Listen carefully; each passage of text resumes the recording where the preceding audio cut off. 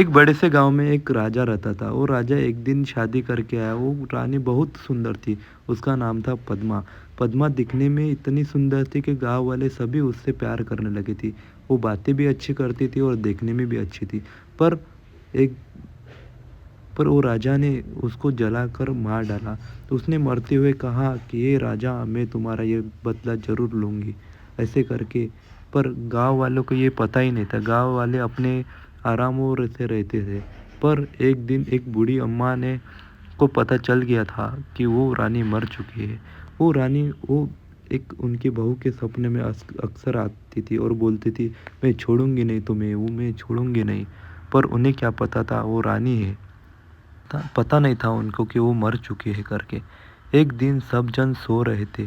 सोते टाइम उस बहू को सपनों में देखा कि वो रानी मुझे मारने आ रही है। पर उसे पता ही नहीं चला कि वो रानी अक्सर मेरे सपनों में क्यों आती है। उसके ख्यालों में दिखता था कि वो रानी चलती जा रही है, चलती जा रही है।